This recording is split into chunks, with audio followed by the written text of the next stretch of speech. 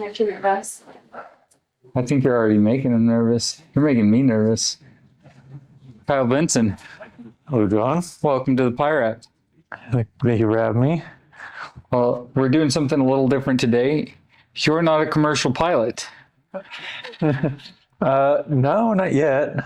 but you are an A&P, I'm just a greasy AMPP. and you own a man camp up on the North Slope with an airport. Yeah. So you are as aviation adjacent as you can be. Both ends, yeah. Yeah. That's where all the pilots spend their money. Yeah, right. Mechanic and at the fuel station. So So you and I met when I was working up, we were both working up 70 North. yeah. That was your last hitch, my first. My official, yeah. Yeah. How did you get started up there? It's a bit of a story. So That's what we're here for.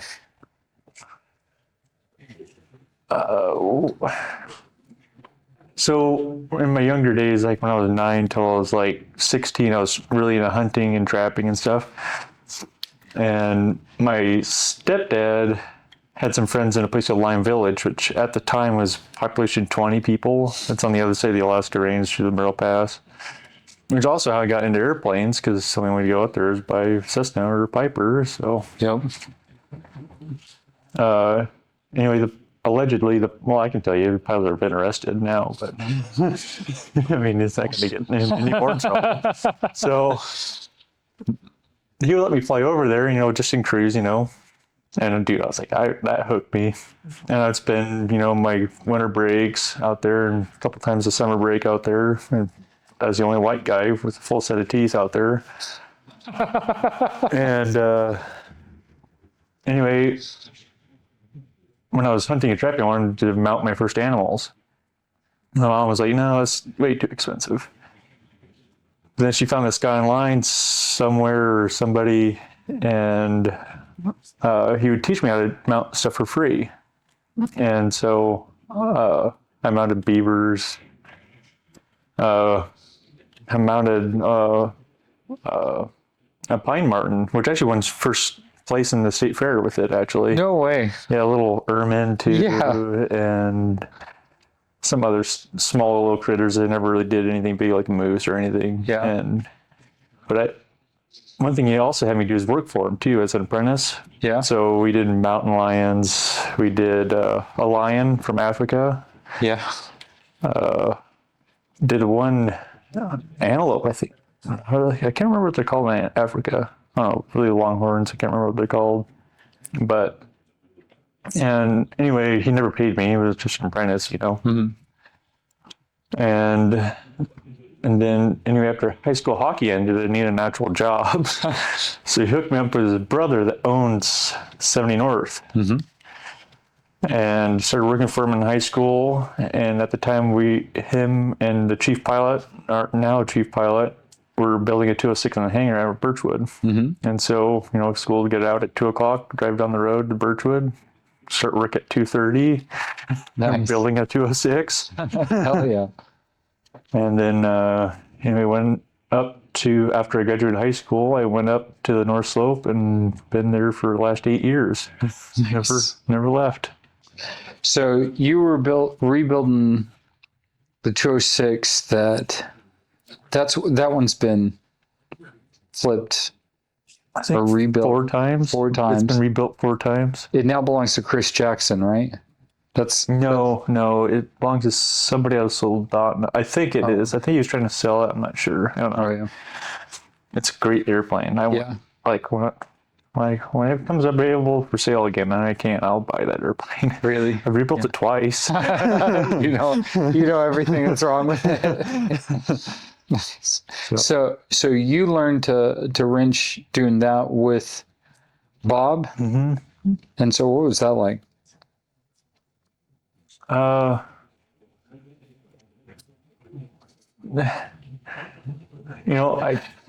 was at the time I was way underqualified. Like my stepdad, he has a machine shop, and I'm working on snow machines or 4-wheelers, right? So when I went to airplanes, it was like, oh crap, like it's not like you can just pull over, or, Yeah. you know.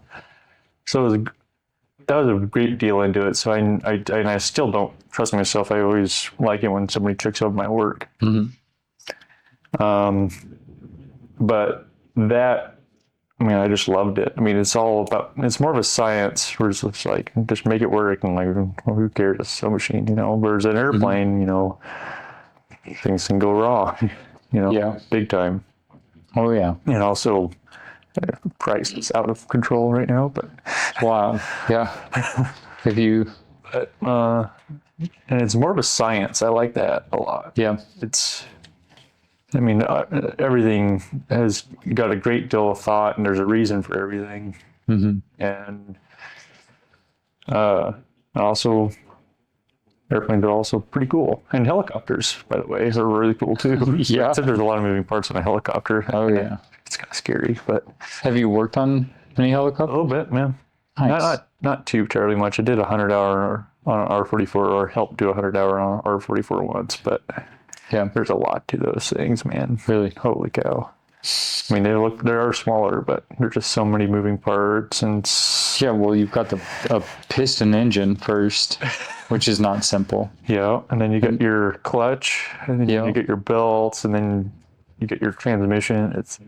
It's just insane. It's wild. Like when you take it apart, and even just to do, I think the number 6 cylinder, you have to undo the engine mounts and like basically suspend the whole drivetrain of the helicopter up to pull the number 6. So I think it's number 6 or maybe number 1. I can't remember. Out. Really? Yeah, there's a lot of work. I respect the heck out of those aircraft mechanics and pilots even too. They're crazy pilots, man.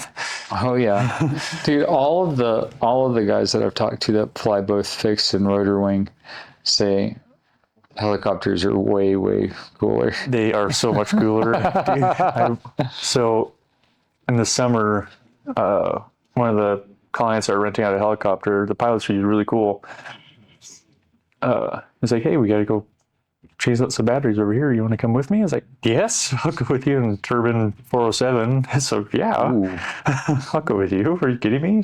Oh yeah. And we were going right, like maybe 10 feet off the deck, just going down the river. Oh, dude. And you can look right underneath you. Yeah. I was in the yeah. left seat too, because you fly it from the right seat. Right, which is wild. And dude, I was hooked. Dude, Hell right yeah. there. But you know, they're so much more expensive. I think to get all your ratings and stuff, it's like 120 grand is what he said he spent. Yeah. I actually looked into getting my rotorcraft rating this year because I like to do one rating a year. Yeah. And dude, it's bonkers. And the lady said that are you okay over there? Yep. The instructor I was talking to said fixed wing guys are actually at a disadvantage because we're used to manhandling airplanes, relatively speaking. Yep. But helicopters, it's a very delicate touch. Like he was telling me, you can do all your movements within the diameter of a quarter. Dude, that's so wild, especially compared to like you fly any beach airplane and it's just 2 fingers, it's super light, it does exactly what you think. You fly, but like half of my flight time is in a Piper Navajo and you manhandle that thing. Like it's not a 2-finger grip at any point. If you're flying it, you've got your hand on the yoke, which is really weird going from a Cessna product or a Beech product. And like to try to go from that to something where all of the movements are just that fine would, I would be at a disadvantage to say the least. Oh, and then you get into the turbines, it's just another ballgame, man. Oh, yeah. But they are fascinating and they are so expensive. Oh yeah. Like there was a 412 there, and some terrible people, their clients they're from Vegas, so they're terrible anyway, but whoa. But anyway, they left some trash out and around the area, which is a huge deal, you know, Yeah. FOD, you know, especially with any aircraft, but especially with a helicopter Yeah, that's 'cause flying it'll- because, it will suck it up into the blades. Mm-hmm. And anyway, it picked up some trash. Some of the trash had metal on it or whatever. Anyway, it hit one of the main rotor blades. Oh, jeez. And the pilot saw it. She thought she got out of the way. Nothing was vibrating. Nothing was weird. Okay, well, I'm flying. And then she landed, and that helicopter never goes anywhere without a mechanic. You got 2 engines, you got 4 blades, you got a. Oh my God. I mean, it's a monster. Yeah. I love the helicopter because it burns like 110 gallons an hour at 100 miles an hour. Yeah, so you're making money anytime you see I it. love that helicopter. But anyway, then when it landed, the mechanic always does, the end of the day, look see. Mm-hmm. And it put a gash into the main rotor, one of the 4 main rotors. No way. Right into the right through. I mean, it was a huge gaping. You can almost see right into it. Well, shit. That was the end of that project. So everybody went home. Oh, no. Left the helicopter at my place for a month, waiting for a new blade to come in from Canada. Really? I bet that was cheap. I think that, and it was refurbished. So I think it was about 80 grand. Wow. He's got 4 of them. It's just one rotor blade. That's wild. And I was like, well, okay, nobody's going to steal it. Yeah, park it here, leave the keys in it in case I have to move it. I have a great lawnmower, man. I have an $8 million helicopter sitting in my front yard. Perfect. Background for the photos. Yeah. And, but the main issue with that was, like everything's in time, right? Mm-hmm. Your blades are in time, your transmission, your engines, your drive shafts, your transmission and your tail rotor, even your blades on your tail rotor. I mean, everything's got a time on it. And so that really messes up the time on all the main rotor blades because now you got one that's getting replaced. And it's counteracting the other 3 that are perfectly balanced and in sync. And so it took them like 4 days to balance out the one blade to kind of work together with the other 3. No, so they're like dynamically balancing it using weights of a few grams at a time. Yeah, there's weights. There's also trim tabs on it too. Oh, really? That you have to physically adjust. That's wild. I didn't notice that. The actual work only takes them like an hour. Yeah. You just got 2 bolts, which is scary. They're big ones, Yeah. though, and they're safety. Don't worry, they're not falling out. It's not like an R44 where you got 1 bolt holding the whole main. I know, dude. That is terrifying. But that is torqued down to like 520 foot-pounds. Jeez. I mean, but it still can't take the negative G. No, because then you can cut your main rotor blade off because it can flex down and cut your main rotor blade. Oh, so it's not that it's the single Jesus bolt. It's that it can flex. It can flex and cut cut the tail boom off. Oh, that would be. You're not flying. You're falling.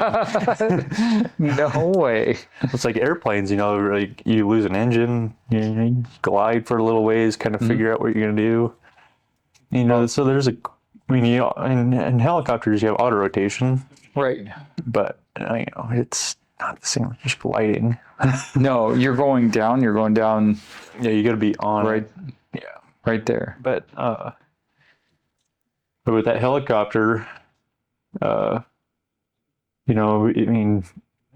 get so much power. I mean, you pick up 1,400 pounds. Jeez. I think. No, it's more than that. I can't remember because they're flying. So they have the pluses and minuses. With airplanes and helicopters. Just helicopters are more expensive. Mm-hmm. Can't go as far. Right. Can't go as fast. Just not as economical per hour to fly. Right. They have to refuel that more often. I think just from my place to Fairbanks on the road, it's about 400 miles. Mm-hmm. And I think they did 3 fuel stops. Yeah, I was going to say, I think the average for a long range flight in a helicopter is like 120 nautical miles. Yep. So it's not far. I mean, like, some of the piston, like a Beechcraft Bonanza, I can fly for 6.5 hours before it has to refuel. At what, 100 and 150, 153, something like that. yeah. So, And so you get up high, you could be doing 180 knots over the, true yeah. for 6.5 hours before you have to get fuel. 6 hours legally. Okay. But then you also have autopilot. Whereas helicopter, I mean, you're within the diameter of a quarter or For the whole flight. For the whole flight, and you're got to be on it. I remember I flew with one of my friends who's in the Army, and she flies Blackhawks, and we went up in my Cessna, and she was like blown away by how relaxed the cross country was. She was like, she's like, for me, I'm on the edge. I'm on the verge of a panic attack for an hour and a half, like just gripping both the cyclic and the collective the whole time, and then death strip like, Well, and one of the pilots that stayed with me, he's really cool. He ferried a 407 from, I think, Mobile, Alabama to Fairbanks. Jesus. I think he did like 50 something fuel stops. Oh my. But he said that was the most fun flight ever because and he said besides Alaska, like flying over Arkansas was the most pretty. Really? Yeah, you're just the beautiful farm country, the black top, just dude, they do have like a really big bush flying scene in, I think, Arkansas. Yeah, they do. Well, we laugh because their bush fighting isn't really. Hey, You're in for cell the phone States, service. for the Dude, that's pretty much civilization. yeah. If you can call somebody, it's not bush flying. Yeah, if you don't need an inReach or a sat phone to call, you're in civilization. Like, that's not bush flying. Hey, now I will say up on the North Slope, I had 5G from Kaktovik all the way to Dead Horse. Oh yeah, not saying that I ever, used it. Yeah, I'll just drive right on over there and pick you up. Yeah, I had full service. That's why I never got a GCI phone, because up on the slope, AT&T it's so good. It's so good up there. But then, like, as soon as you go south, it's just or west, it's non-existent at all. There's nothing. Nothing. I mean, well, it's also, you got to follow where the money is, right? So yeah, that's true. On the North Slope, you got the oil, and there's also a few mines up there. Mm-hmm. And dude, I mean, it's just insane. I mean, these guys are spending $20 million like it's like throwaways. Like I'm giving you $100. I mean, and they're great customers, but up there, it's also very remote. Like, I mean, you're in a borough roughly the size of Montana. Yeah, with less than 100,000 people in it. Borough, like this is part of New York. Like part of New York City is designated as a borough, and the borough, it's called the North Slope Borough. And I hope this is in frame. It covers this. Yeah, like this is bigger than Montana. It covers the top quarter of the state. Yeah, it's massive. And so it's like the school district plays each other in basketball, and they ship kids 600 miles east or west. And it's like, I mean, school districts have airplanes. Yeah. Just like kids around for basketball. Yeah, exactly. Like basketball and whatever. It's tournaments. Freaking wild. Oh, dude. I mean, small aircrafts are because you have one road that goes north, pretty much the end of the world. Yeah. Of course, right? You got one road that goes to Homer, if you want to go there. Mm-hmm. Then you got a road to Canada. There's nothing west. There's nothing really off. There's nothing off the road. The furthest west it goes is right there at Anchor Point, which it's just down here. Yeah. Right there. Yeah. That's the furthest west the road system goes. Anything west of that, and a lot of stuff east of that, is off the road system. Everything. There's just nothing. Unless you want to ride a snow machine or fly. Yeah. And so, like, one of the pilots pointed this out when I first started working in Alaska. He says, it's the only place in the world I've seen where transportation gets easier in the winter. Yeah. And it's because once all the lakes freeze over, you can ride a snow machine all the way across the state. Yeah, you can ride anywhere you want. Yeah. Suddenly, you don't need multimodal transportation where you needed an airliner and then a bush plane and then a boat to get to your cabin. Yep. Now you can just go on a snow machine forever. And It's like the Iron Dog race. I think it just ended, or it's starting to end. I can't remember. It's sometime around now. They go They're right just starting to before. roll into Fairbanks. They'd ride all the way from Big Lake, all the way to Nome, and then to Fairbanks Yeah. in like 3 days. Wait, they ride back to Fairbanks? Yeah, from Big Lake to Nome to Fairbanks. It's like 2,100 miles or something like that. That's in 3 freaking days wild. on a snow machine. And this year we haven't really had a winter at No, all. we year, haven't. But in years past, they're doing it at 50 below Yeah. at 100 miles an hour. So, That is so, and like last year, I mean, it was 10 feet of snow in Anchorage. So like the interior, holy crap. yeah, like, and if you don't want to do that, Massive powder. airplane, Yeah, exactly. which I don't blame you. I mean, Right. but like even dog mushing. Yeah. Like I've got a friend of mine, he used to be married to Catholic Sue. He's up at my place right now in Happy. Oh, yeah.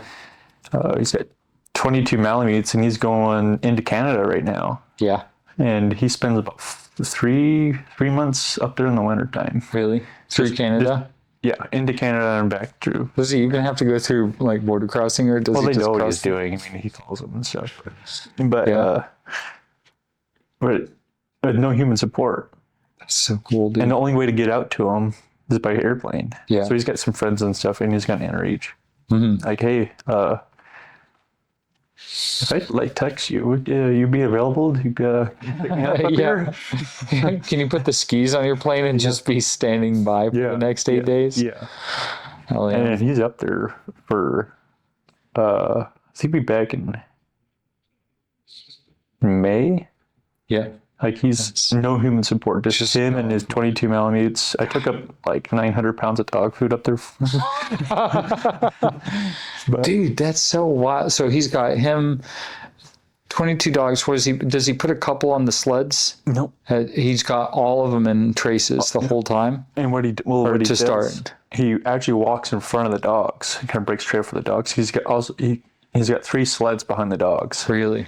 All of them, I don't know, they're about 1,000 pounds each. So he's got 3,000 pounds behind 22 Malamutes. And he walks in front of them, go kind of breaking trail a little bit for him. And he's like, if you ever saw this guy, like when I first met him, I saw him last year about this time of year. It was about 50 below outside. I'm thinking, oh man, I'm cool. I'm freezing my butt off here. He's, in the Arctic Circle with the beautiful northern lights, no support whatsoever. All of a sudden I hear this knock on my door. It's like, who the hell? All of a sudden this guy's like, hey, my name is Joe Henderson. I didn't think anybody was over here. It's like, who are you? It's like, oh yeah, I'm across the road over there. I'm sleeping in a tent. It's like, what in the world? Dude, I was like, oh, not that cool. Oh my I'm in God. a house with heat. But I mean, it's like people like doing that kind of like ecotourism stuff. I mean, you have to have an airplane. And hunting, Yeah. you can't go hunting with a helicopter. It's totally, I mean, it is cheating. You land it almost anywhere with a helicopter. Yeah. It's a lot less of a challenge. Yeah. But also with helicopters, you have to deal with weather a lot more. You're not supposed to pick up icing with a 207 either, but it's a lot less intense than picking up icing with a helicopter. Yeah.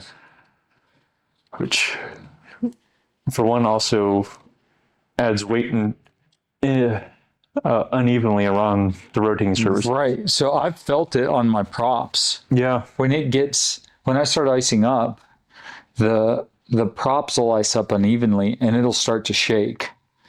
And you multiply that by a massive rotor blades. Oh, like yeah. those are.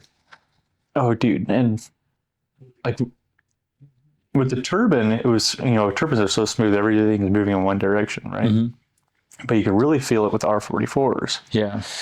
And I mean, it's like, man, what the hell is this thing made of? Is this made of like Saran wrap?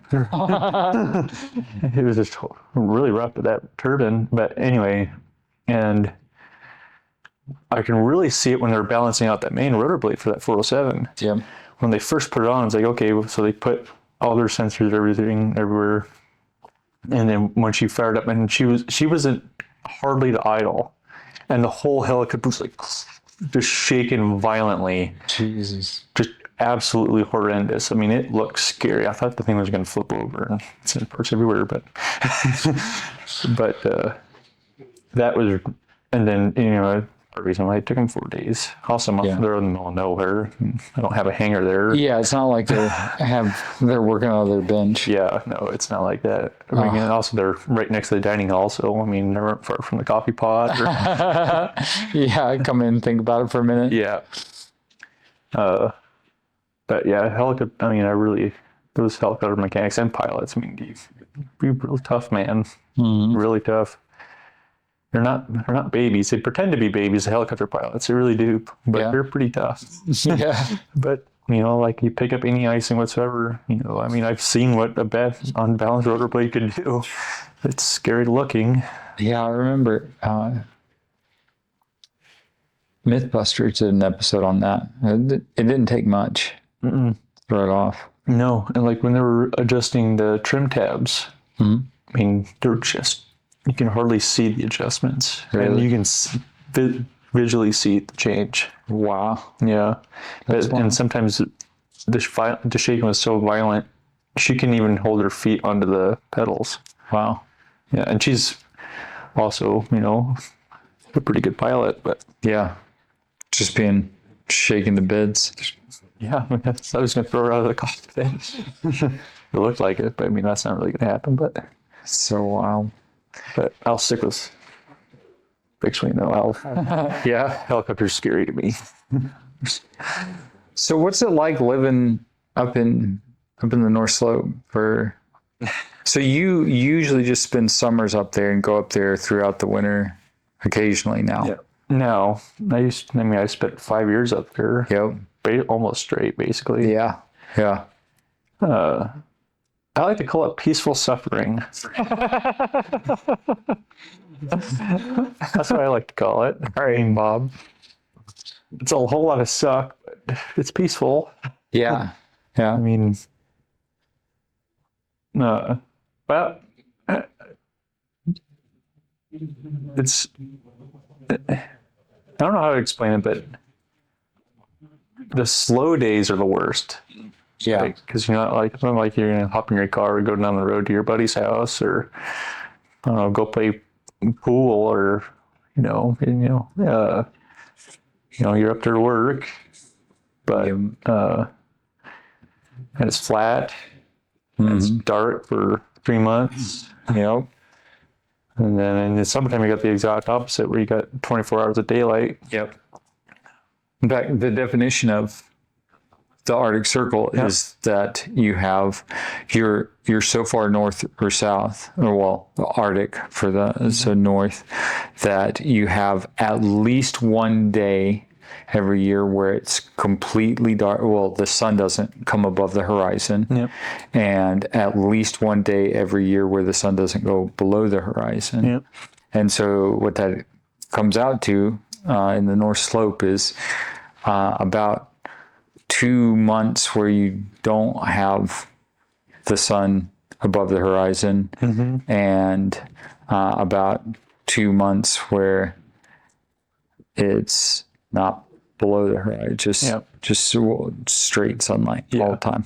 And which is really good when you're trying to build up night currency. Yeah, exactly. Because that's all you ever fly. God, that's all. Yeah, I had whole shifts where I didn't fly. Whole hitches, 2 weeks at a time where I didn't fly during the day. No, it's like, what are you going to do? Yeah. And it's like times like that where it sucks. Just like you live at the hangar. Yep. Good internet, but that was the thing, man. I don't think we've talked much about 70 North.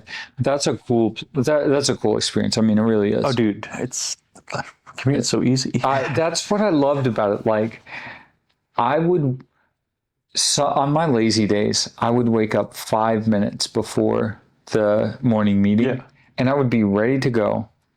With your coffee, clothed, and I could literally jump in an airplane Yep.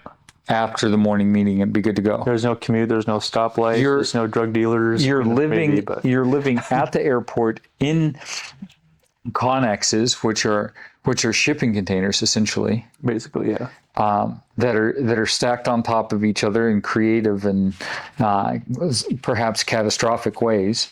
But it works. Yeah, it works. And it's worked for 20 years. Yeah. It's like, whoa. And so you just walk downstairs and you grab some coffee and you walk into the office Connex and you go to the morning meeting.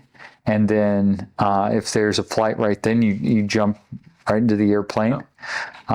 And if not, then you go back and everybody makes breakfast and have some more coffee. has more coffee, yeah.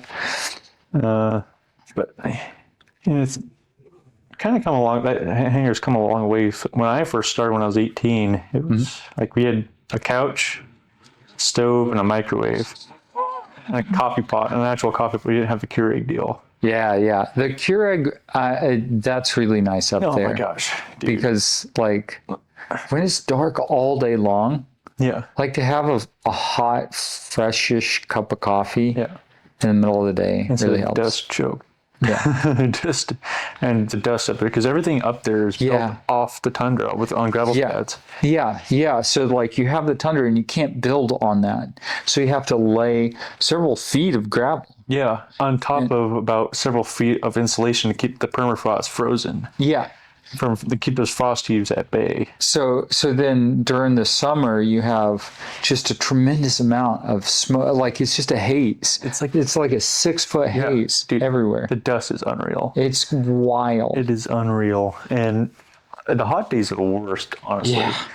Dude, when it's an 80 degree day, it's just super hot, super miserable, and it's 80 degrees for 24 hours almost. Yeah. It might cool down to 60. Because it doesn't, like the solar angle changes, but minimally. Yeah. Because the sun just kind of spins a circle around the sky. Just a big, long circle. It's not like up there 24 hours. It's, just big, long circles. So it doesn't get up to like 90 degrees, but it gets like a 90-degree solar angle, but it gets up to like 60 or something like that and stays. Yep. And it stays there and it spins around and it just burns and burns and burns. Yep. Well, it's like one of the most miserable times I had working on an airplane was a friend of mine. He's a great guy, but he had an incident at my place in 2023. Anyway, with his 205, which is the predecessor to the 206, it's basically just a hopped up 182. Yeah. Really nice 182, big 182. But anyway, and it was summertime, and it was and the farther away from the coast you get, the hotter it gets. Yeah. And I'm about 82 miles south of the Arctic Ocean. And that's starting to get like in the actual interior, right? Like you're getting interior temperatures. Yeah, I mean, I've seen 100 degrees there. Jesus. 82 miles south of the Arctic Ocean. But it's also the opposite in the wintertime. Yeah, because you get 60 below. So for those who are unfamiliar with what we're talking about, it's the water has a different specific temperature than land, which means that it holds its temperature more consistently over the whole year. So during the winter, if you're on the coast, you're not going to get as cold. No. And during the summer, you're not going to get as hot. And so when you're at like 30 degrees of latitude and you're on the coast, that's optimal because you don't have too much fluctuation outside of 72 degrees. Like it's really nice because that water buffets the temperature or buffers you from the temperature change. And so up on the North Slope, where we were based in Dead Horse, that's right on the coast. It's 14 miles or something like that. I think it's closer than that. Yeah, you're right there. It's right there, yeah.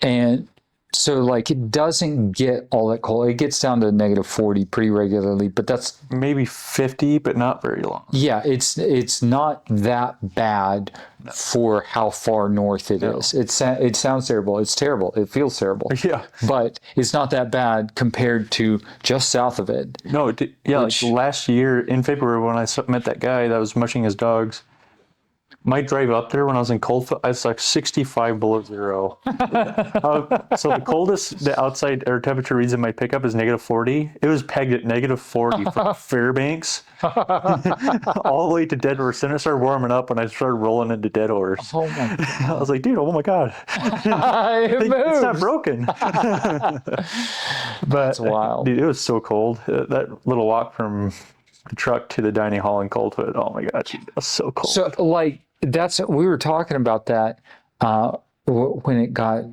cold the first winter in Dead Horse. Like you can suck it up down to about -20. You can run from your front door to your car in jeans and a jacket Yep. at -20 and be okay. At -40, that is not an option anymore. No, it is, especially for flying. If your skin is exposed, it will burn. It's So we were flying and it was cold, like really cold.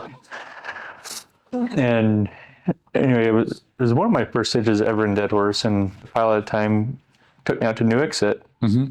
Imagine that. Because I want to fly. I still want to fly. I want to be a pilot still. I mean, I'm just a loser. Someday. I'm just a loser. But anyway, and you're in a rush to offload, and it's just a little 207, And so anyway, it was just the center part of the bungee cord sticking out the door. You're just rushing, get in, get in, get out. Just get the hell out of there as soon as possible. Yep. Because it's cold, right? And the air-cooled engine is sitting out there. Yeah. Sub-zero temperatures by a lot. And anyway, when you fired up, you could hear some smacking outside the door. Okay, so I jumped out behind the prop at colder than -30, allegedly. Actually, it's colder than that, and with my bare hands, I open the door through the bungee cord and close it again. And I jump back in my hand. Dude, my hands were cold all the way till we got to Dead Horse again. Yeah. Dude, just when I grabbed that door handle, Yeah. I felt like I burned my hand. Like on a hot stove. Yeah. But it was miserable. I've never done that since. I've always put gloves on. Exactly. Dude, Bob taught me this. He was like, get 2 pairs of gloves because you need one for you need a thicker pair for when you're flying or when you're loading, or you need a thicker pair for when you're loading and a thinner pair for when you're flying, because you need some dexterity, but you still need gloves on. Like it's brutally cold. Yeah. And and get the exact opposite in the summer. It's like when I was like that guy that had an incident. He didn't wreck at my place. Yeah. But it was about a 90-degree day, just a perfect day. Yeah.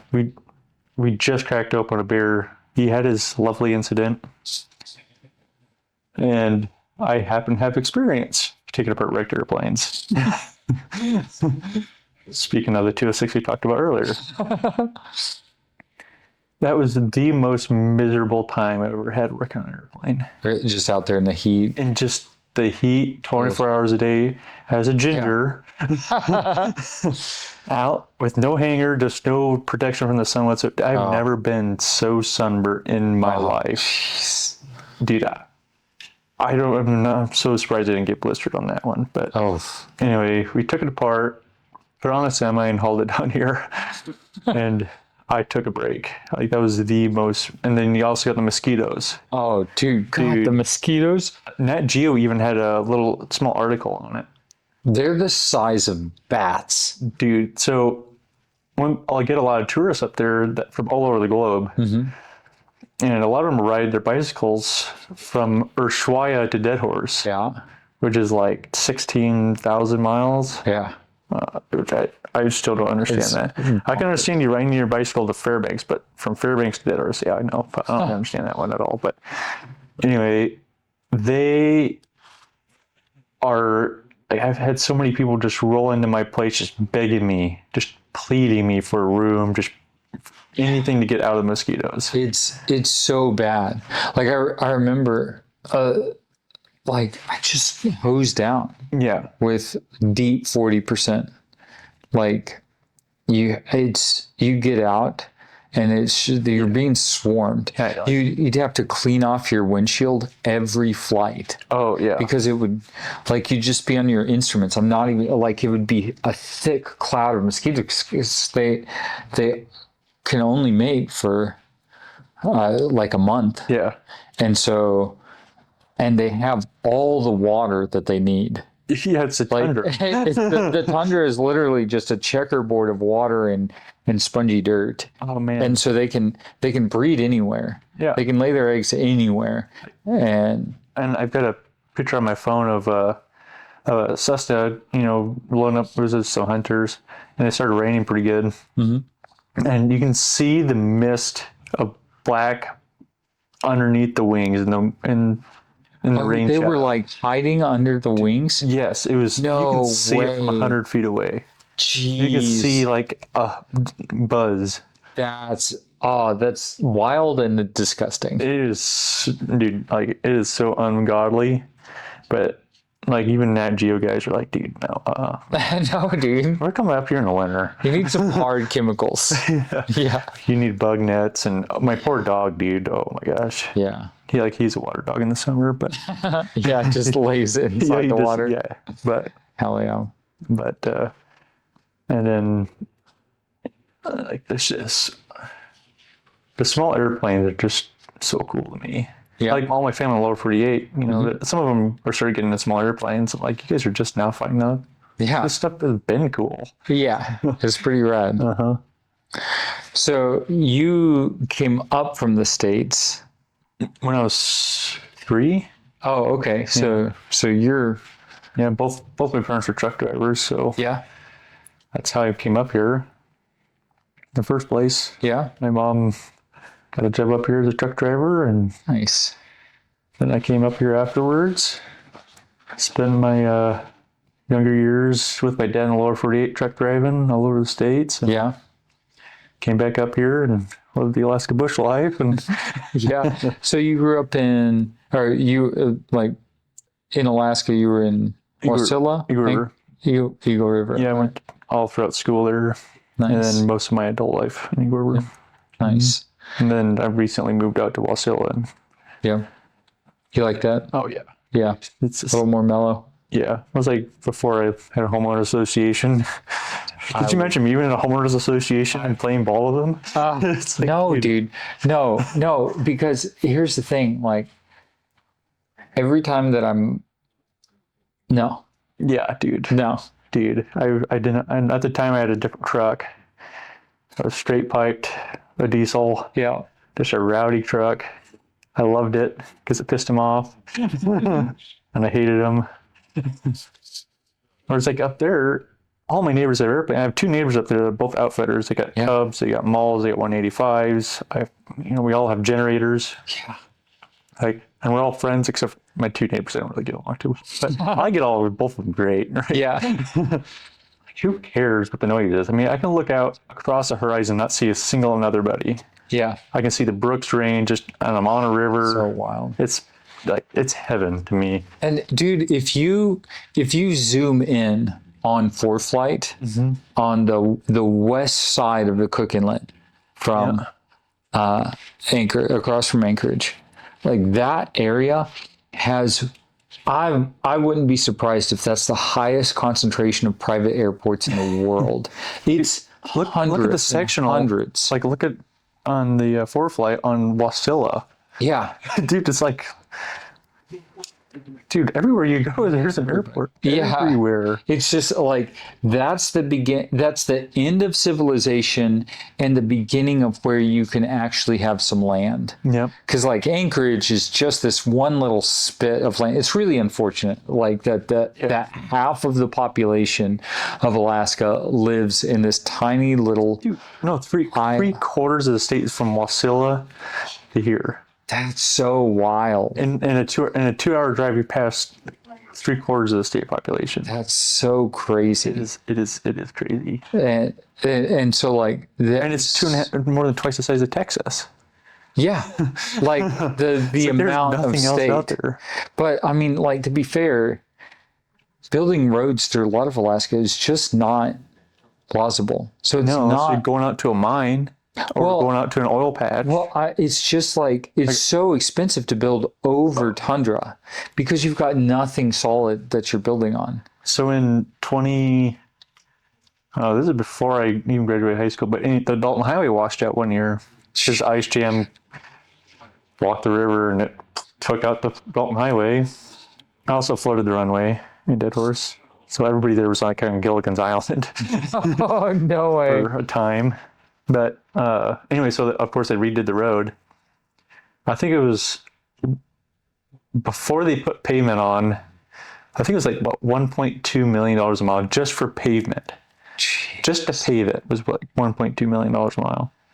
I think it was about a mile. I think to God, reroute, and they built the road up 9 feet above the ground. really? I think it was over 1.5 million a mile. Jesus, dude. A mile. That's bonkers. That's crazy money. And the company that paved it lost money. Really? They lost money on that, you know. Jesus, dude. Like it is just an industrial wasteland. And like when they build ice roads in the wintertime, when they're moving oil rigs and stuff, that's 1.6 a mile now. It's $80 million to build a road from Dead Horse to Badami. And Badami's like not far. It's just it's like a 15-minute flight. Yeah. And so like for those who have heard of ice road truckers, what that actually is icy road truckers. Yeah. Like they're driving on the Dalton Highway or something similar. Which is an intense highway. Like by all means, it's a tough ride for sure. And they do spray water on it. They do. I didn't know that. Yeah. Yeah. So, in the summer, dude, that road in the summer has been awful. Really? Like you might be lucky if you can go 20 miles an hour sometimes. No way. And these truck drivers are chaining up in the summer through the mud. Crazy. But in the wintertime, the road's actually really nice because they spray water on it, fills in all the roughness out of the road. Yeah. Then they come in right after that with a grader and dip one end in the corner and takes all the gravel and puts on the road. It's crazy. The best road in the wintertime. Really? It's still ripped with like it's a real mountain pass. The Brooks Range. Oh yeah. And again pass. But yeah, those ice roads are. Those roads they go out onto these lakes and take these like they just take up this. I don't know what you call it, like just tune up lake ice and throw them in a dump truck like you would with gravel, and lay it all out, and they go over it with a water truck and spray water on it. They spray hot water on top, and then it freezes. Yep, and they freeze it, and you can see layers to it. And you can see them moving, and it's super slow. Yeah, but they're like spraying. They're making a road in front of them. Yeah, and it lasts 4 months. Yeah, that's it. It's 1.6 million a mile for 4 months. Yeah. But if you're lucky, if it's not a warm winter, because they can't start until what is it, 17 below or something like that, 40 below. It's something. No, it has to be cold for a while before they'll start. They actually make a lot of progress, like astonishing amount at 40 below. Yeah, but it usually takes them like 2 months to build the roads, I think. And there's also, there's variables to it, but I mean they haul like drilling rigs over like they just hauled going on rig number 26 over there. They could drill like 7 miles in any direction. Shit, like you can put that's wild. Like It's super expensive, but Yeah. but they can put a hole through 4th Avenue, and they can drill all the way to Girdwood. Jesus Christ. That's the level of this drill rig. No way. Yeah. That's wild. Dude. And so, like, they're using ice roads, which are unbelievably To move expensive, everything. because there's no other means of transport for this heavy machinery. Yeah. There's nothing else. No. Like you, A 207 isn't going to hold one of those rock no, trucks and you over can there. you can get like some, you can take a Casa out and get some. They can haul people, groceries. Yeah, you can take building materials out in a Casa. yeah. You can take cars out in a Casa, but you can't take heavy machinery out. You have to wait until it's 40 below, and you can make the road. Well, it's like that drill rig. I think it was 280 truckloads from Jesus. Canada, Holy from shit! Edmonton. Yeah, So that's coming all the way they're up all the over Alcan. up the Alcan, up the Fairbanks, up the Dalton Highway. Everything is hauled up there. That's Nothing is made up there. right, and not even the fuel. No, It's not refined. So like you there's run one it small down. one. There's one small one, Oh really? but I think it's like they only make gas. I think gasoline. Really? No. I think they only make diesel, but then I was gonna say because they only make diesel. yeah, But because it's not very big at all. no, but so the overwhelming majority is crude that's put in the pipeline and shipped down to the refineries, and then In Washington, and then barged and or trucked back up. so there's a company up there named called Colville. Colville Fuels. They are the fuel company. Yep. Like they have a monopoly. But anyway, they actually buy their fuel from China No way. at They buy at 1 million gallons at a time. They get one barge. But then, so my place is also on the Dalton Highway, so I see everything that drives by, right? I see about 5 10,000 gallon tankers go by my place going north, fully loaded, on top of the 1 million gallons. So these guys are burning fuel. Yeah. And Alaska Airlines flies in there, they buy fuel from them. $70 north, we might get 20, but I mean, like Linden with their C-130s, Yeah. like, it's just, and I'm just Kyle. I'm just a mechanic. So you at your airstrip, you have both avgas and Jet fuel. jet fuel And diesel. and diesel. Oh, okay. So, Is there a reason to have separate jet fuel and diesel? I mean, they're really close in the distillation process, right? I'm So not. you can run both in either. Well, you can't run jet fuel in a 100-load airplane, No, but you can run. you can run jet fuel in in diesel vehicles, Yes. and you can run diesel in. Well, there's some things to it. Like jet fuel doesn't have as much lubricating properties. Like if you want to run in your truck or something, or even in a Diamond DA62 with those Mercedes diesels, they kind of have some issues with lubricating, like high pressure pumps. Oh, so they run better on diesel than on Jet A? No, they run quite well on jet fuel. Yeah. Like my old pickup truck ran quite well on diesel fuel, but just a little bit harder on some parts, like the high pressure pumps. Gotcha. Okay. But I mean, and they don't have very many lubricating properties. But they're like 100 low lead. Yeah, that's No smoking around that. That's a completely separate distillation. It's real close to gasoline. But diesel and Jet A, you can run your turbine aircraft on diesel. Yeah. You don't really want to do it because it's not very. It doesn't burn as clean. Really? It it'll dirty up your compressor. But you can run the turbine on roulette if you wanted to. Yeah. You can run on perfume even if you Yeah, it's basically oil. it's just a big burner can. Yeah. You can throw anything in there you want. Yeah, it's just, And the only thing you have to worry about is like with the 99, it's you have 150 hours of time that you can run the engine on 100 low lead. yeah. It burns hotter. But and that's one thing I don't really understand is like, how are turbines so expensive? I mean, a lot of those parts they make in them out of like titanium, kind of raw earth materials don't really need to be made out of there. I mean, for safety and FAA requirements, yeah. I mean, yeah, sure, if you want to, but I mean, why should a PT6 turbine be worth $400,000? Jesus. They can fit in the bed of your truck.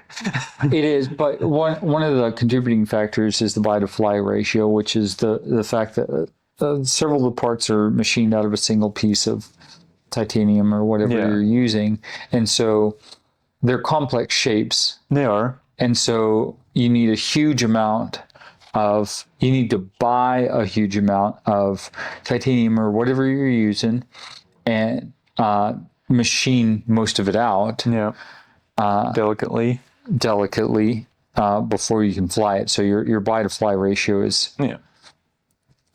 considerably different than a piston engine. Yes. But and you're also TBO time is much higher. Yeah, 3,600 hours or higher. Yeah, something like that. Yeah, and they're very tough too. Oh yeah. I'm not going to tell you names or anything, but there was a guy that put a new engine in a. I'm trying to remember what it was. It was a twin turbine airplane. I can't remember what it was. I think it was a King Air. Mm-hmm. He didn't add oil to the left side engine, the left engine. Jesus. And so anyway, they brought it back into the hangar. Like, man, we can't get the prop to feather. It's like no. There oil in it. So yeah, looks right here on the checklist. Somebody checked. Oh, sorry, I did that on the right engine, but it flew all the way to TBO. No way. Yeah. Holy shit. Mm-hmm. You're not doing that with a piston. You get about 30 seconds out of it.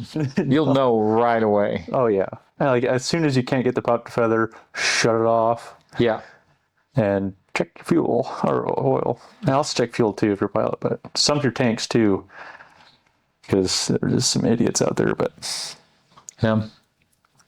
So you've seen and worked on a lot of aviation wrecks. I have. Yeah. What are some of those like? Well, at first, my first question is like, is everybody okay? Yeah. And thank goodness nobody's said no, but everybody's walked away from every incident I've ever had to deal with. That's good.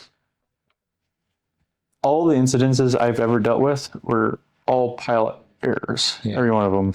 Like the airplane that wrecked at my place, 1,000% pilot error. Yeah.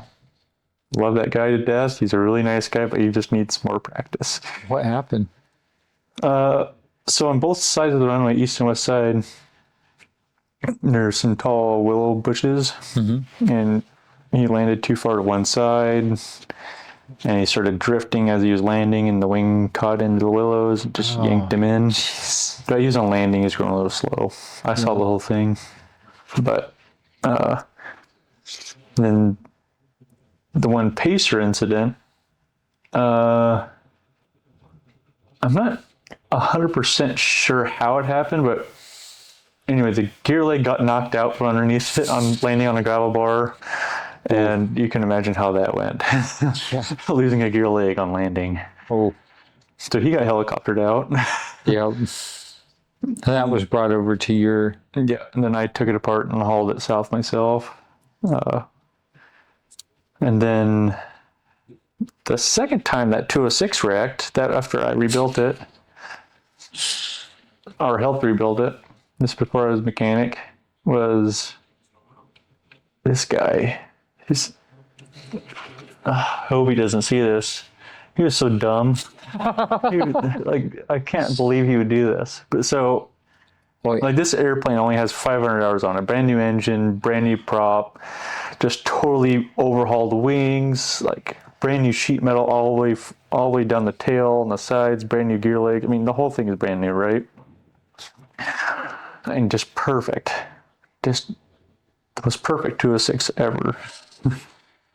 And anyway, it has 500 hours on it, and he flew it out to Barter Island, and it was blowing about 55 knots, which is, kind of high. But I mean, there's a remote airstrip, mile-long airstrip, and there's this 206 with a 550, oversized prop, sportsman stole, tip tanks that are empty, you can 29s. Yeah, you can go slow. You've got power. Like you can. And it's a remote airstrip. Nobody else is coming in there. You can just land there on the runway, keep the wind going right down. That's the thing. Like, yeah, It's like you can just park there, have the customer come out to you, offload, and off you go. So I've done you that. can take off in 5 feet with that thing at 55 knots, dude. Like, yeah. get out of here. So, but instead of that, he taxied 9 degrees Oh no. on the taxiway to the ramp, and then he offloaded and was taxiing back. The wing caught underneath the wing and sent him oh hooey ho. So I got helicopter did that ours, and then I got wrecked in 2018, and we got it flying in 2022. Oh jeez. Yeah. I didn't realize it was that long that time. Well, I mean, it's also an expensive project. You got the prop strike. Sudden stoppage. And then you got the wings, tips touching the ground. On one side, of course, the vertical was annihilated. The horizontal had some damage. The elevators actually survived quite well. Really? But there's a bunch of wrinkles in the tail. Yeah. Gear legs survived just fine. Actually, it wasn't too terrible. The wings just were annihilated, which is so sad. Because Bob bought those for $10,000. Yeah. Painted already, totally overhauled already, with all the zinc chromate corrosion adhesives on it. Oh my god! Already, and it was those were ready to go for the next 30 years. Oh yeah, for sure. And those are actually built. So that was a U206D. It's built in 1968, and those were for that airplane. And then when we rebuilt it the second time, the owner found these wings from Sutton Dave that were sitting under a spruce tree for 20 years. Yeah. That were for some other 206, but like 75, I think. Mm-hmm. But so that had a push-pull tube for the controls for the flaps. Yep. Whereas the 68 version had belt cranks. Mm-hmm. So we had to convert the wings, and also on top of that, had to replace a lot of ribs, a lot of skin, and add the stole kit to it, add the tip tanks to them. I got really good with sheet metal towards the end of that project. Yeah. Put new bladders in, and we contracted out doing the tail because, that's, you kind of need some, some special jigging and work for it. Really? Which we didn't have. But yeah, it took us, what is that? 2018 to 2022? 4 years? Yeah, 4 years. Jeez. And then it was awesome flying airplane though. Yeah. Because, also with the new engine, you have to run it pretty hard to go through the break-in procedure. It's also its main flight after a full rebuild. Yeah. Right? So that was kind of an unnerving flight at first. Just like, I built this airplane. I hope it all works. Did I do that? Do I do this? Did I do that? Yeah. But no, I mean, that airplane would throw you in the back of the seat because it's also super light. It was like the H model 206s are so heavy. Really? Yeah, even with the turbo 540s they put on them. Mm-hmm. But with the 550 and the 88-inch prop and 29s, you're getting going with the sports and stall and the tip tanks. Dude, it's like you're flying a Super Cub, but with 300 horse. But no, that was a great airplane. I love that airplane. Hell yeah. I want it back so bad. That's my Wi-Fi password. Yeah. Mm-hmm. If we come visit, we know where to get free Wi-Fi. Yep. Hell yeah. Starlink, man. It's the greatest thing ever, man. The Starlink. Yeah. You had Did you have internet before? Starlink? The old HughesNet system. Yeah. I was paying. I was using their the base model plan, where there's like $850 a month is what I was spending Jesus. for internet. It was like the worst internet. You're not watching YouTube. You're No. not. You're like maybe sending an email here and there, but you're not watching YouTube. You're not watching Netflix. You're not downloading nothing. And then anyway, Starlink came out to Alaska, and they started getting emails like, "Hey, we'll give you 50 gigs for $900 a month." No. We'll give you 500 gigs for $1,000 a month. And then I got Starlink, and my clients can be in their office. There'll be 6 of them in the office doing whatever they're doing. Then I can be in my office doing what I'm doing, and then the cooks can be in the house watching Netflix. There's no buffering or anything. Like, yeah, maybe sometimes I might lose connection to satellite for like a minute or two. But Yeah. it's like, no, dude. I love you, Elon Musk. I want to shake your hand. Yeah. Yeah, we actually switched over to that here. Dude, it's a game changer up there. Yeah. Even like in places like Bethel Yeah. or Nome or Where you don't have, I mean, it's not practical to have the infrastructure. no, I mean, like who's gonna pay $900 a month for the world's worst internet? Yeah. Like you're sending a text here and there, and a lot of times they don't go through, but you're not answering a phone call. No. Like it's like, why even have internet? But then Starlink came up, and I'm super happy about it. Hell yeah. Actually work. Yeah. When we first got here, I looked into that, and it didn't have coverage in Anchorage when we first moved to Alaska. But yeah, we ended up. And it's great for like small villages, like Lime Village, like the first place I talked about. And now there's only, I think, 5 people living there now. Yeah. Like it's as remote can get. Yeah. And it's even great for people like them, because like now I can finally talk to them, because before Absolutely, they had a washateria, which is the only place in the village that had running water. Really? Yeah. And now I can finally talk to them. And like the internet at the washateria even was horrible. Yeah. Yeah. Like you're not even Googling Facebook. It's like, No. but it's been great for that even. Yeah. I want to go back out there so bad, but Out to Lime Village. Yeah. it's one of the oldest settlements in Alaska. Really? Yeah, there was a lady when I first started going out there. She was over 100 years old. Oh, no way. When I was I think she passed away a couple of years ago now, but she can remember meeting Russians. It's like for the first ever white people. And English was a second language to her. Really? Yeah. There was a few of them around, but I mean they're all gone now. But Yeah. but no, she can recall raising her kids, with nothing. She can remember her first time when the outboard motors started going out there. Yeah. But even back then they had dog teams when the Russians first came over and introduced dogs to them, and they're like, oh yeah, when we used to go out to Stony River, it used to take us a week. No, it only takes us 6 hours. Now, where is Lime Village? It's right here, Lime Village. That's deep in the Waikiki. Yeah, so here's Anchorage. Yeah. That's about 75 miles to Stony River. And Crazy. yeah, now there's nobody out there. There's so many empty. It's like a ghost village. Yeah. But anyway, yeah, I spent a lot of time out there. That's My wild. younger years. And so you were with your dad. I was going out there on my own. Oh, okay. Oh, yeah. But my stepdad knew them because he was working on snow machines or 4-wheelers. Yeah. For all the remote villages. Nice. And I had friends out there for 20 years. Nice. It's like, oh, they invited him out there, and he's like, no, but you take Kyle, my stepkid.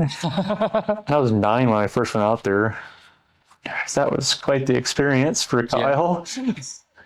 Yeah. But they taught me a lot. A lot about work ethic. Yeah. Uh, Definitely took a lot of things for granted. When I came back. But and that's kind of where it's also peaceful suffering too. Yeah. Just different. Either you got trees, or as up there you don't have any trees. Yeah.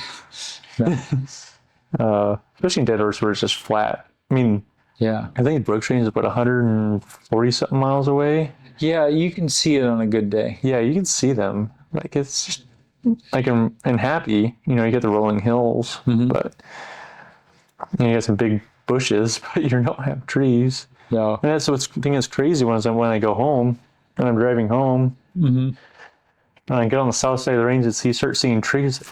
Whoa.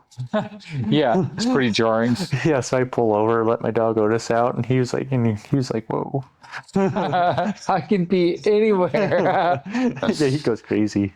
So you spend every summer in Happy now. Yeah. Which is 3-4 months for you.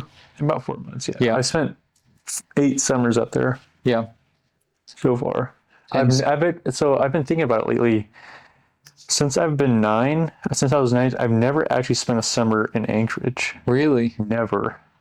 Dude, that's crazy. And you've lived in Alaska but haven't spent a summer in Anchorage. Never spent a summer in Anchorage. That's crazy. Yeah. Which sucks because I never go fishing for salmon. I mean, I've got friends in Saldana. Yeah, but you can also go hunting. Well, I mean, yeah. But which I've been putting in for that muskox tag. Oh, yeah. I was just talking to Joe Phillips the other day, Oh, okay. who shot a muskox out of Kaktovik. Because there used to only be muskox tag. Our rabbit, for those who haven't been watching, has been up in my lap and running around the room, threatening to chew the cords on the camera, but is now chewing on a cactus behind Kyle. So we'll see how that turns out. But Joe was telling me about the first year that they had muskox tags. They had you can get them, babe. They had 5 in Fairbanks and 5 in Kaktovik, and he tried in Fairbanks the first year and didn't get it, and so he flew from the Bristol Bay where he was working as a pilot to Kaktovik to stand in line for 2 days to get a muskox tag. Oh my gosh. A muskox tag, and yeah, that was Yeah, now you gotta put in for a draw tag. yeah. It's a lottery. So I'll probably never get it until I'm 50. I'm only 26 now. So. Yeah. Dude, But that it's seems like- like such a cool Well, animal. I heard they taste so good. Really? My neighbors say that it tastes better than sheep, Dall sheep. Really? Yeah, and I've had the best hamburger I ever had was a Dall sheep hamburger. Ooh. And I was just on 2 slices of poppy seed bagel, Yeah. a slice of cheese and mayonnaise. Ooh. And of course, Nice. dude, the best hamburger I ever had. Nice. And that's kind of like the all sheep are like the sportsman's mark. Yeah, those are young man's hunt. Yeah, it's like it's hard hunting. You have to have good equipment. You're out there in the shit. And you're hiking for 30 miles. Yeah, and then you're carrying it out. Then sometimes it might snow on you, so you're looking for a white animal in white snow. It might happen. I don't know. Sucks. It's just maximum suffering. Yeah, yeah. And then you get the goat hunts, which so the common saying with those is goat hunts start where sheep hunt ends. Really? So I don't know. I've never even eaten those, but I mounted a few. Yeah. Which reminds me of there was one guy who got attacked by a bear. It came into the workshop before the taxidermy. He brought the bear pelt with him, and as we rolled it out, and Sean, he's trying to give him an estimate on price, and he started looking and say, "Whoa, what's the deal with all these knife marks and all these stab points? Like, there's a lot of holes in this. What the hell happened here?" He's like, oh yeah, this bear tried to kill me. I was like, okay, you got to show us. Like, and so, Holy shit. so he showed us these scars on his arms and his That's all his so side. badass, So dude. so he shot this deer in Kodiak, and he's dressing it out just on his own, and he felt like he was being watched. He brought his head up, looked around, and his bear was like right on him. And he was too far away from his rifle, so all he had in him was a skinning knife. And so he's like, well, fuck, okay, well, this is how I'm going to die. I'm not going to let the bear just have me. So the bear went after him, and, they're fighting like hell, and the bear's trying to kill him, and he's trying to fucking survive. So, and he said the bear grabbed a hold of him on his thigh, with his mouth. So he just brought it down and just cut it down. And it backed away. The bear backed away and came at him one last time, and he punched it in the face, right in the nose, and it dropped dead. And shit. and one thing that's crazy, so he's in bad shape, Mm-hmm. So he had to crawl back to his cabin, got on the sat phone to his neighbor that had an airplane, and he came out there with his float plane, picked him up, took him to the hospital. They medevaced him to Anchorage, and they did skin grafts, surgeries, and all kinds of crazy stuff. But the one thing that pissed him off was that, so the bear was out of season, so that the state took the bear away, and they put it up for auction. So he went to the auction, and the auctioneer was like, hey, this is the guy who killed the bear with the knife. Like, this is the bear that tried to kill him. And so out of respect, everybody just left their hands down, and he bought his bear back for like $1 or something. But I still pissed him off to spend $1 on buy his bear Yeah, back. go off if it's DLP, defensive life and property. No. Dude, come on. And one thing that's crazy, so I have a picture in my office of a guy that used to bring a lot of animals into the hangar, or in the shop, not the hangar, sorry. When he was in Kodiak, and he was on a brown bear hunt, and he stumbled upon a bear skull, a human skull, and a worn-out rifle. An old rifle. Oof. Yeah, it's in my office. And so, it's pretty obvious. Nobody won that day. It's pretty obvious what happened. Oh, that's creepy, dude. Dude, it's really cool though. And it's a guy that always came by did quite a bit of work for him. Yeah, but so Did he bring the skulls in? No, I've heard that's bad luck. He called the cops. And, was like, hey, there's a skull here. Skull, that makes sense. Human remains. Like, yeah, my buddy pulled a skull out of a site like that. Not a human skull.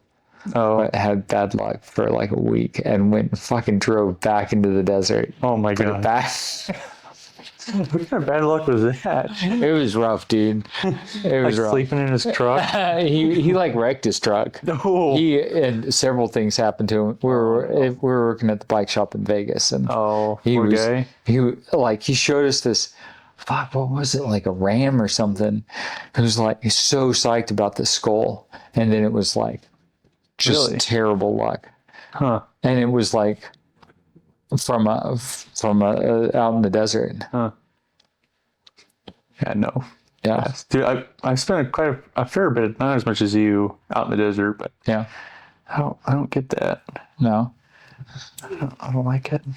I don't like the heat. I mean, we're ginger, but yeah. I also spent, summers with my dad, traveling all over the country in a semi-truck, but. Yeah. Dude, I don't know. Aubrey and I were talking about this the other day. Like, we have a tendency to not like places right away. And so, like, I hated Vegas for the first year we were there. I was, like, ready to move. But, like, you don't want to just get somewhere and then just, like, pull roots immediately. And, yeah. Like, that makes you look super fickle, and, like, especially on on resumes and stuff like that. So we stayed there, and then I ended up loving it. And it's, it's kind of the same. Like, so a pilot that used to work for 70, he worked for an air service out of Boulder City for a while. And I've been to Vegas a few times, and anyway, I was hanging out with him, and he's like, dude, I want to go back to Dead Horse. Really? He was living in Vegas, flying twin otters. Really? Yeah, and just the excitement of it. You don't know that's one of my favorite things about Dead Horse and the North Slope is you never know what's going to happen tomorrow. Dude, so we've talked a lot on the podcast about weather. Yeah. And it's like, I remember one day I had like 600 hours, man. I had no clue what I was doing. Yeah. And Mike calls me up and he goes, give me a weather briefing for Kaktovik. Kaktovik doesn't have a TAF. I could be mistaken on that, but if it does have a TAF, there's nothing else around it. It has a METAR. Yeah. And there's nothing else around it for like 100 miles. Yeah, you're just calling some Joe Schmo like, hey, look outside. What do you see? But like, you can't predict trends. No. The best that you have to go on for trend is satellite imagery. Yeah. Like, there's no weather reporting around there. And it's a more than an hour in a sled to fly out there. Yeah. Like, you have to have a really solid bead on what it's going to do in order to commit that. It's $800 an hour to fly a 207 on the slope. Mm-hmm. And so that's $1,600 that you're committing. And it's just $10 a gallon in fuel. Yeah. Like alone. And that burns 17 an hour. Yeah. If you lean it. Some good pilots run at 15. Yeah, lean a peak. But yeah, you're going out there into the unknown, and you could get all the way there, and there could be wind blowing across the runway and completely obscure it. So you want to hear something crazy? So the guy that actually discovered oil up there, his name was Bud Helmrichs, and he flew a 140 on floats from Boston to the North Slope in 1952. No fucking with his way. wife, and they spent a year on the North Slope. Oh. This is when the Navy was in Barter Island and in Barrow. And they flew, when they first discovered oil there, I could get my whole details wrong, but this is from people that I met, that actually knew Bud Helmrichs. And actually, one of his kids was part owner of Colville. Mm-hmm. But anyway, so when he flew over to Barter Island the first time, they were building the original runway there. And it was 6 inches above sea level. I remember on the ocean. Yeah, because when you take off from the current runway, that's where they put all of the dead whales. Yeah, the whale carcasses they leave on the old runway. Bring them up, and they say it only takes 3 people to bring a whale up on shore. No way. 3 people, or even onto an iceberg. Really? 3 people. And I said, no more, no less. I don't understand it either. I mean, I'm not bringing a whale up on shore. I mean, look at me. But yeah, that's where, dude, you go out, they leave the whales out there, and then there are dozens of polar bears, dude, that are just eating all the time. I don't, like, physically, I don't see how, I've lived with polar bears, basically. Mm-hmm. Like, when I was 18, the first time ever on the slope, we were in a place called Bullen Point, allegedly. Mm-hmm. And, I mean, we're on the ocean. We're sleeping in tents in the bear fence on the Arctic Ocean. I saw polar bears every day almost. Like the first day we got there was a sow and 2 cubs where we're supposed to put the camp. I don't understand that. But anyway, but yeah, I mean, like, that's the reason I built the new runway is because of polar bears. Yeah. And they got more rights than people do. Yeah, yeah. Like, you can't fly over them. You can't really take pictures of them without authorizations and permits and all that kind of funny stuff. But never. No, you don't. You've never seen a polar bear. Yeah, they move. One of the wild. But they're fascinating animals. They're pretty rad, dude. They're really cool to see. Like the fact that they could have a runway that's 6 inches above sea level is crazy, because in Anchorage, the tide is it's It's several feet. I can't remember. Yeah, I can't remember what it is exactly. I think it's like 35 feet or something like that. Like you can walk to Fire Island Yeah. on low tide. Yeah, you can walk all the way. It's over a mile out to this island south of Anchorage, and you can walk there on low tide in the summer if you're quick, and because it's kind of quicksandy.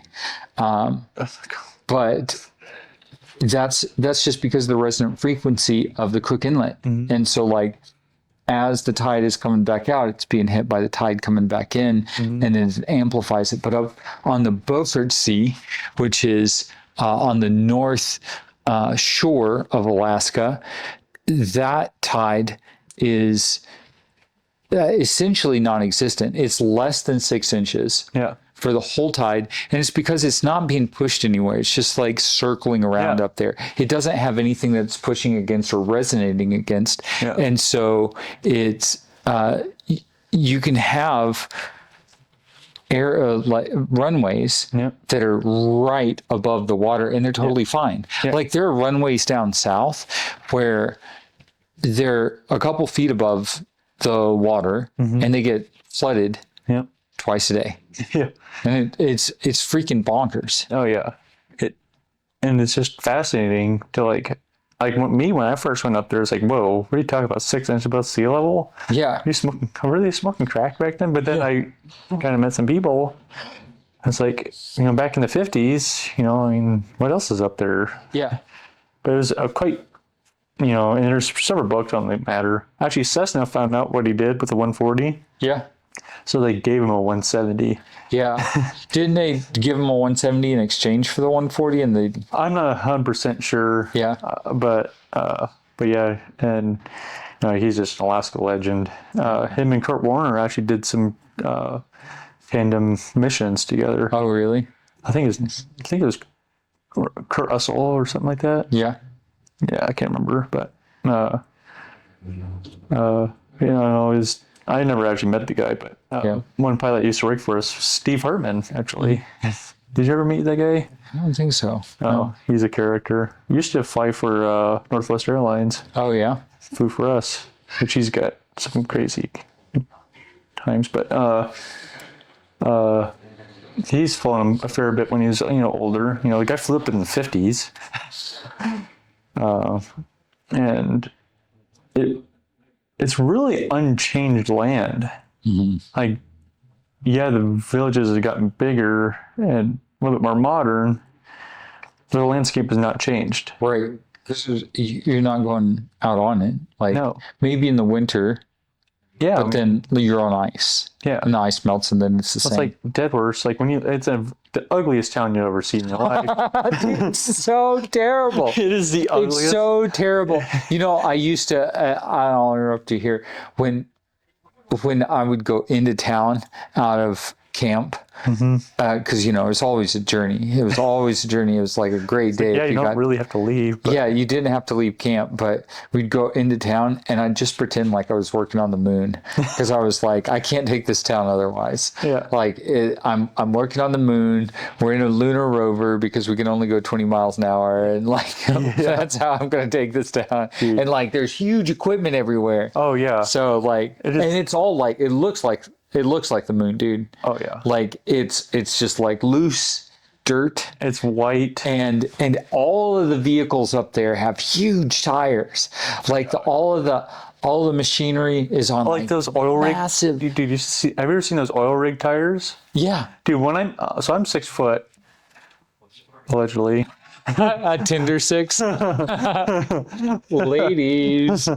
And like I was standing up, my head wasn't even halfway up to the wheel hub. Yeah, no, they're massive. They're balloon tires so that they don't damage the tundra. Yeah, and then sometimes, like I think it's every other year, they have the ISEX project where they serve as a sub, allegedly. Yeah. And so the 210 Rescue Squadron, I'm not even drinking that much, but Rescue Squadron is over at Deck West, allegedly. He might be at Deck East, China. But you can hear F-22s flying overhead. Yep. And here I am loading a 207 going a new exit. Yep. It's like, whoa, man, is there a world ending? Yep. And it kind of makes you feel so small, and you really are. Like when I had some higher up for Hillcorp at my place, it's like he's a super down to earth guy, but it's just, you know, there's normal people. It's just they make a lot of money. Yeah.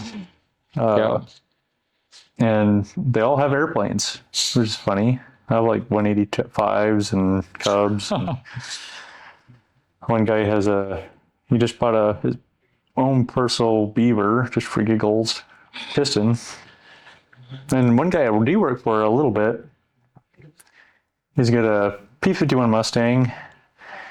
He's got 2 T-28s, a T-6, a Navion, a Stearman, the most beautiful 170 you ever did see in your life, and a Beaver on amphibs. And he had a G6, but I think he sold it. Holy shit. Yeah. Allegedly, this is what this guy has. Not in Alaska, though. But Yeah. Is this the guy Bob works for down in the States? I gotta get him on soon. I keep poking Bob? there. Yeah. that might need some editing. I'm trying my best to tell the world he's not who you think he is. Like the guy's tried to kill me several times. Yeah, but in a loving way. No. The guy literally put a pillow over my head. He tackled me onto the couch, and there's 2 witnesses. And they just stood there and watched it happen. So I would have too. he's got them in his back pocket too. So. Cal Benson, Yep. thanks so much for coming on the Fire Up. Thank you. It was fun.